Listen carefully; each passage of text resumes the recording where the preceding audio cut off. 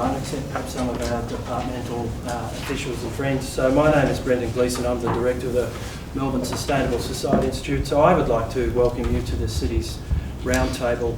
And may I also extend the greetings of the Vice-Chancellor, Professor Glenn Davis, who hopes to join us a little later in this. I think he's having to launch a regatta somewhere as we speak. The strange things that one has to do in a VC role. First and foremost, special welcome to Minister Briggs, Secretary De Brewer, and their colleagues who've come from Canberra this morning, and we're delighted to have you here. Minister, my guess is that many people from many sectors have told you repeatedly how pleased they are that we finally have a city's portfolio at the federal level. And I think I can speak for my academic colleagues here, and if I can't, they'll certainly tell me, but I think I can, and affirm that the Australia's urban research community shares that view.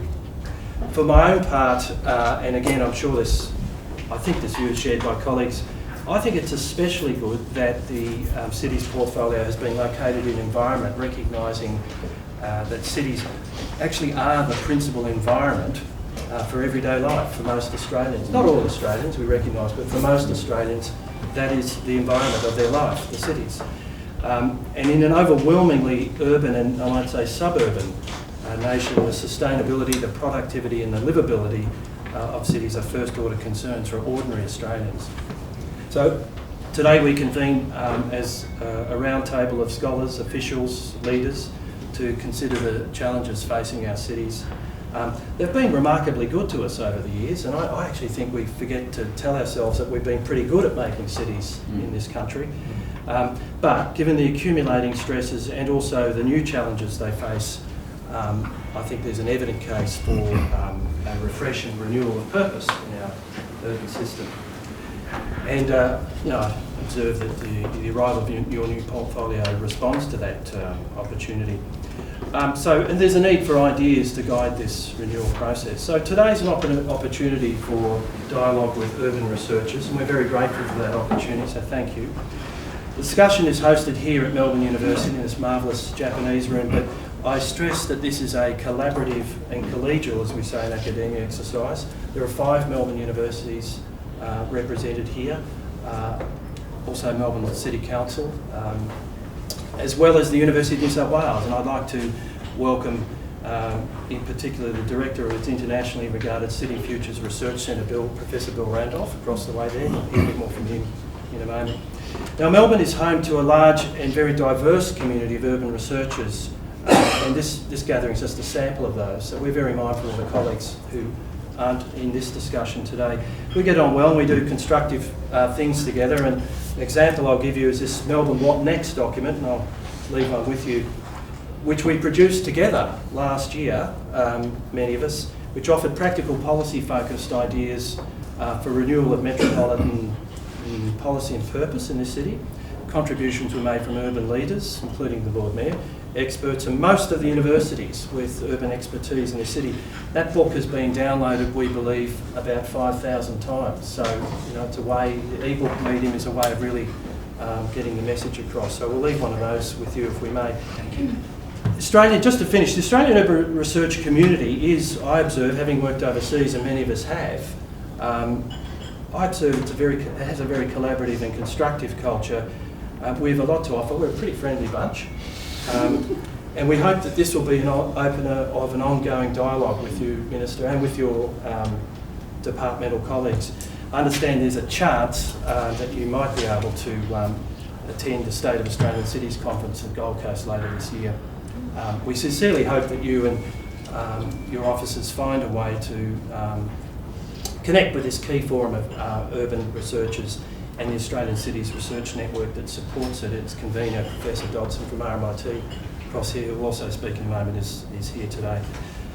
So to close this welcome, I look forward to some now constructive discussion on the challenges and opportunities facing Australian cities. I'll throw to you now for some comments, and then I'll introduce our chair, Professor Fincher. Great, thanks Brendan. Look, thank you all of you for being here and spending your time today, and today's an exercise for me to listen and for you to all talk. So with academics, I'm sure that'll be a real battle for you. But I am really interested in your ideas and beginning this discussion, and not ending today. This discussion is the beginning, I think, of what will be a very important feedback loop for the federal government as we explore relatively new territory as far as a specific portfolio dedicated to our cities is concerned. Clearly there is a role for the federal government, there is already a role for the federal government in how our cities are built and operate. We spend a lot of money and a lot of our tax and policy levers affect the operation of our cities. But what we are trying to do and what the Prime Minister's vision really is about a coordinated approach to get the best integrated planning systems operating to ensure that we've got infrastructure which services the growth that we want in our cities and that our cities are livable. And so we are very focused on putting in place policies across the board to attract and keep the best global talent at a time when that global talent has got many choices.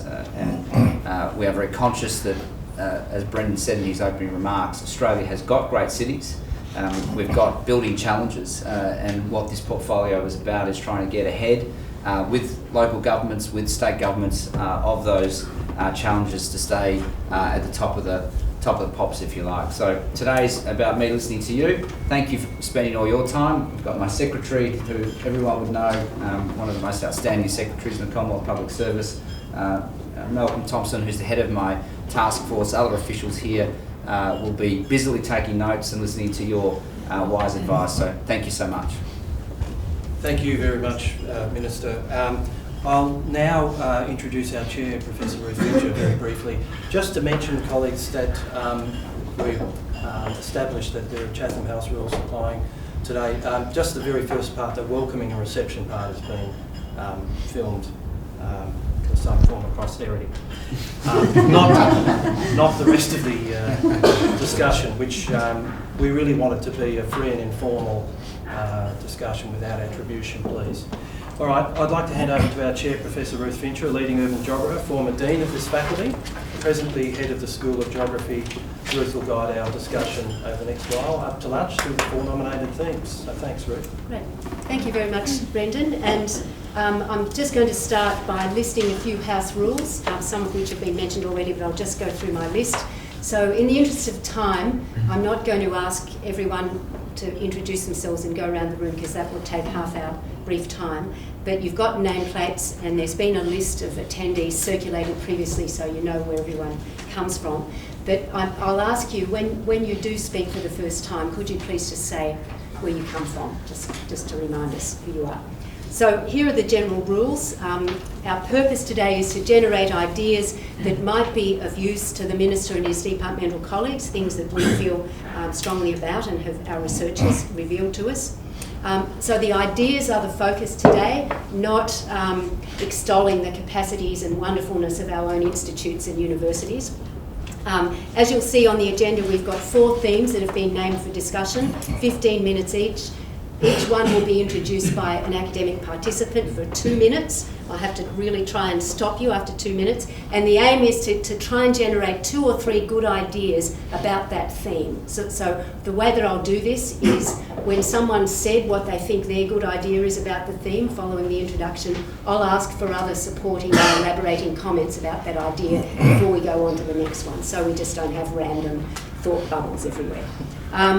As I've said, I'll try and stick to the timing on this tight agenda, so I ask you not for no 50-minute lectures or monologues. And as Brendan has said, I note we have Chatham House Rules today, so we can talk about the ideas we've discussed, but we can't attribute them to other participants. And I had on the original agenda just before we start that I was to introduce the Minister, who you already know who he is because he said, but I thought I just might say a few things about him, just so you know where he's from.